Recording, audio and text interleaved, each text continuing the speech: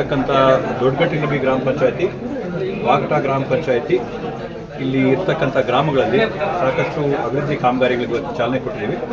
ಪೆತ್ತನಹಳ್ಳಿ ಮಾರ್ಗವಾಗಿ ಗಣಗ್ಲೂರಿಂದ ಚಿಕ್ಕಗಟ್ಟಿನಬಿಗೆ ರಸ್ತೆ ಡಾಂಬರೀಕರಣಕ್ಕೆ ಸುಮಾರು 1 ಕೋಟಿ ರೂಪಾಯಿನ ಅಭಿವೃದ್ಧಿ ಕಾಮಗಾರಿಗಳು. ಪೆತ್ತನಹಳ್ಳಿ ಗ್ರಾಮದಲ್ಲಿ ಸುಮಾರು 10 ಲಕ್ಷ ರೂಪಾಯಿಗಳ ವೆಚ್ಚದಲ್ಲಿ ಸಿಸಿ ರಸ್ತೆ ಚರಂಡಿ ಅಭಿವೃದ್ಧಿ ಕಾಮಗಾರಿ. ಚಿಕ್ಕಗಟ್ಟಿನಬಿ ಗ್ರಾಮದಲ್ಲಿ ಜನರಲಲ್ಲಿ ಮಾನ್ಯ ಮುಖ್ಯಮಂತ್ರಿಗಳ ಅನುದಾನದಲ್ಲಿ 10 ಲಕ್ಷ ರೂಪಾಯಿ ಅಭಿವೃದ್ಧಿ ಕಾಮಗಾರಿ ಮತ್ತು ಅಲ್ಪಸಂಖ್ಯಾತರ ಅಭಿವೃದ್ಧಿ ನಿಗಮದ ಕಡೆಯಿಂದ ಅಲ್ಲಿ 10 ಲಕ್ಷ, ಚಿಕ್ಕಗಟ್ಟಿನಬಿ ಗ್ರಾಮದಲ್ಲಿ ಒಟ್ಟಾರೆ 20 ಲಕ್ಷ ರೂಪಾಯಿ ಸಿಸಿ ಚರಂಡಿ ಕಾಮಗಾರಿಗಳು.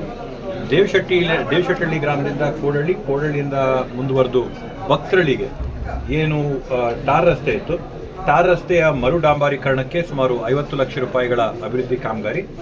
ಮತ್ತು ವಿಶೇಷವಾಗಿ ವಾಗಟ ಗ್ರಾಮದಲ್ಲಿ ಜಡಗೇನಹಳ್ಳಿಯಿಂದ ಹಿಡಿದು ವಾಗಟವರೆಗೂ ಮತ್ತು ವಾಗಟದಿಂದ ಹಿಡಿದು ಜಿನ್ನಾಗರ ಮೇನ್ ಕ್ರಾಸ್ವರೆಗೂ 75 ಲಕ್ಷ ಮತ್ತು 38 ಲಕ್ಷ ಡಾಂಬಾರ್ ಕಾಮಗಾರಿಗಳು, 10 ಲಕ್ಷ ಅಲ್ಪಸಂಖ್ಯಾತರ ಅಭಿವೃದ್ಧಿ ನಿಗಮದ ಕಾಮಗಾರಿಗಳು ಮತ್ತು 5 ಲಕ್ಷ ಮಾನ್ಯ ಮುಖ್ಯಮಂತ್ರಿಗಳ ಅನುದಾನದಲ್ಲಿ ವಾಗಟ ಗ್ರಾಮದಲ್ಲಿ.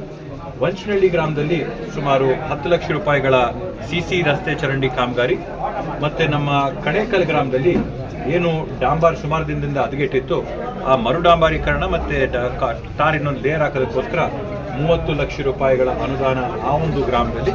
ಮತ್ತು ಒಂದು ದೊಡ್ಡ ಪ್ರಮಾಣದಲ್ಲಿ ಏನು ನಮ್ಮ IOCL ರೋಡು ಸುಮಾರು ವರ್ಷಗಳಿಂದ ಕೆಟ್ಟಿತ್ತು, ಚೆನ್ನೈ ಬೆಂಗಳೂರು ಎಕ್ಸ್ಪ್ರೆಸ್ ವೇಯಿಂದ ಹಿಡಿದು IOCL ಹತ್ರ ಇರತಕ್ಕಂಥ ರೈಲ್ವೆ ಗೇಟ್ವರೆಗೂ ಸುಮಾರು 6 ಕೋಟಿ 80 ಲಕ್ಷ ರೂಪಾಯಿಗಳಲ್ಲಿ ರಸ್ತೆನ ಪೂರ್ತಿ ರೀಕನ್ಸ್ಟ್ರಕ್ಷನ್ ಆಗಿ ಡೆವಲಪ್ಮೆಂಟ್ ಮಾಡಿ, ಯಾಕಂದರೆ ತಾವೆಲ್ಲ ನೋಡಿದಂಗೆ ಒಂದು ದೊಡ್ಡ ಗಾಡಿಗಳು ಓಡಾಡೋಂಥ ಒಂದು ರಸ್ತೆ ಆಗಿರೋದ್ರಿಂದ 6 ಕೋಟಿ 80 ಲಕ್ಷ ರೂಪಾಯಿಗಳಲ್ಲಿ ಈ ಒಂದು ರಸ್ತೆ ಅಭಿವೃದ್ಧಿ ಕಾಮಗಾರಿ.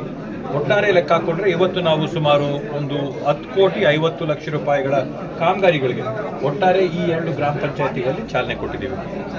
ಸರ್, ಮಾರ್ಚ್ 7ನೇ ತಾರೀಕು ಇವತ್ತೇನು 7ನೇ ತಾರೀಕು ಇರ್ತಕ್ಕಂಥ ರಾಜ್ಯ ಬಜೆಟ್ನಲ್ಲಿ ಹೊಸಕೋಟೆ ತಾಲೂಕಿಗೆ ವಿಶೇಷವಾಗಿ ನಾವು ಸನ್ಮಾನ್ಯ ಮುಖ್ಯಮಂತ್ರಿಗಳಲ್ಲಿ ಮನವಿ ಮಾಡಿರ್ತಕ್ಕಂಥದ್ದು, ನಂದಗುಡಿ ಮತ್ತು ಸೂಲಬೆಲೆ ಹೋಬಳಿಗಳಲ್ಲಿ ಏನು ಏತ ನೀರಾವರಿಯ ಒಂದು ಸೌಲಭ್ಯ ಬೇಕಾಗಿದೆ, ಅಗತ್ಯವಾಗಿದೆ.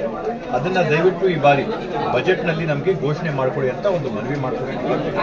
ಅದೇ ರೀತಿಯಲ್ಲಿ ವಿಶೇಷವಾಗಿ ನಮ್ಮ ಬೆಂಗಳೂರಲ್ಲಿ ಹೊಸಕೋಟೆ ತಾಲೂಕಲ್ಲಿ ಇಸ್ರೋ ಮತ್ತು ಸ್ಯಾಟಲೈಟ್ ಟ್ರ್ಯಾಕಿಂಗ್ ಸೆಂಟರ್ ಇರೋದ್ರಿಂದ ನಮಗಿಲ್ಲೊಂದು ಸ್ಯಾಟಲೈಟ್ ಮತ್ತು ಸೈನ್ಸ್ ಆ್ಯಂಡ್ ಟೆಕ್ನಾಲಜಿ ಪಾರ್ಕ್ನ ಒಂದು ಸೌಲಭ್ಯನ ಹೊಸಕೋಟೆ ತಾಲೂಕಿಗೆ ಮಂಜೂರು ಮಾಡಿಕೊಡ್ರಿ ಅಂತ ಮನವಿ ಮಾಡ್ಕೊಂಡಿದ್ದೀವಿ. ಅದಕ್ಕೂ ಕೂಡ ಸರ್ಕಾರ ಮನವಿನ ಹೂಗೊಟ್ಟಿದ್ದಾರೆ. ಮತ್ತು ಒಂದು ಮಾದರಿಯಾದಂಥ ಯೋಜನೆ ಏನಿವತ್ತು ನಮ್ಮ ಬೇರೆ ಬೇರೆ ಗ್ರಾಮಗಳಲ್ಲಿ ಆಫ್ ಗ್ರಿಡ್ ಅಂತ ಏನು ಹೇಳ್ತಾರೆ, ಸೋಲಾರ್ ವಿದ್ಯುತ್ತಿನ ಉತ್ಪಾದನೆ ಆ ಗ್ರಾಮ ಪಂಚಾಯತಿಗಳ ವ್ಯಾಪ್ತಿಯಲ್ಲೇ ಆಗೋದನ್ನು ಮಾಡೆಲ್ ಪ್ರಾಜೆಕ್ಟ್, ಮಾದರಿ ಪ್ರಾಜೆಕ್ಟ್ ನಮ್ಮ ಹೊಸಕೋಟೆ ತಾಲೂಕಲ್ಲೇ ಮಾಡಿಕೊಡ್ಬೇಕು ಅಂತ ಒಂದು ಮನವಿನ ಮಾಡಿದ್ದೀವಿ.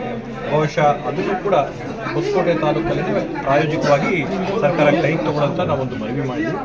ಮತ್ತು ಇನ್ನು ದೊಡ್ಡ ಮಟ್ಟದ ಕಾರ್ಯಕ್ರಮಗಳೇನಿದೆ, KR ಪುರಮಿಂದ ಹೊಸಕೋಟೆ ತಾಲೂಕಿಗೆ ಇರ್ತಕ್ಕಂಥ ಮೇಲ್ಸೇತುವೆ ಮತ್ತು ಮೆಟ್ರೋ ಆಗಿರ್ಬೋದು, ಮತ್ತು ಕಾವೇರಿ ನೀರನ್ನ ತಾವೆಲ್ಲ ಈಗಾಗಲೇ ನೋಡಿದ್ರೆ ಕಾವೇರಿ ನೀರನ್ನ ತಂದಿದ್ದೀವಿ. ಬಟ್ ಹಂತವಾಗಿ ಡಿಸ್ಟ್ರಿಬ್ಯೂಷನ್ ಮಾಡೋಂಥ ಕೆಲಸನ ಮಾಡಬೇಕಾಗುತ್ತೆ.